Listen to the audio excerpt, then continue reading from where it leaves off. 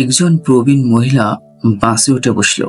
পরের স্টপে একজন শক্ত সমর্থ যুবতী এসে বৃদ্ধা মহিলার পাশে বেশ কিছু ব্যাগ নিয়ে ঠেলে ঠুলে বসে পড়ল। যুবতীটি যখন দেখলো যে বয়স্কা মহিলা চুপ করে রয়েছে, তখন সে বৃদ্ধা মহিলাকে জিজ্ঞাসা করলো যে সে যখন ব্যাগ নিয়ে চেপে চুপে বসলো, তখন তিনি কেন অভিযোগ করলেন না। প্রবীণ মহিলা হাসি দিয়ে জবাব দিলেন, এত তুচ্ছ কিছু নিয়ে আলোচনা করার দরকার নেই, কারণ তোমাকে পাশে নিয়ে আমার ভ্রমণটি খুবই ছোট, কারণ আমি পরের স্টপে নেমে যাচ্ছি।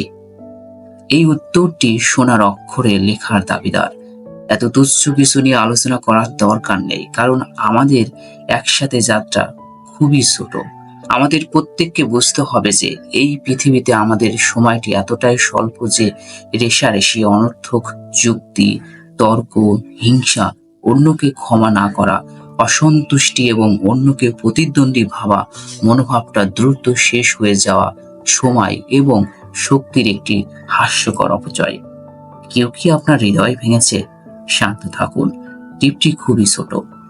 কেউ আপনার সাথে বিশ্বাসঘাতকতা করেছে, ভয় দেখিয়েছে, ঠকিয়েছে বা অপমান করেছে? আরাম করুন, ক্ষমা করে দিন, কারণ টিপটি খুবই ছোট। কেউ আপনাকে বিনা কারণে অপমান করেছে? শান্ত থাকুন, এড়িয়ে যান, কারণ টিপটি খুবই ছোট। কোনো সাক্ষাতে আপনার বন্ধু আপনি যা পছন্দ করেন না এমন কোনো মন্তব্য করেছিলেন? শান্ত থাকুন, তাকে উপেক্ষা করুন, ক্ষমা করে দিন, কারণ টিপটি খুবই ছোট।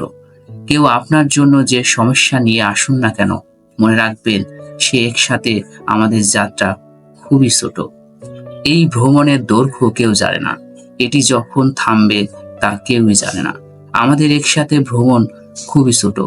আসুন কাউকে প্রতিদ্বন্দ্বী না ভেবে সহযাত্রী ভেবে একে অন্যকে সহযোগিতা করি, কারণ টিপটি খুবই ছোট কিন্তু কাজ অনেক।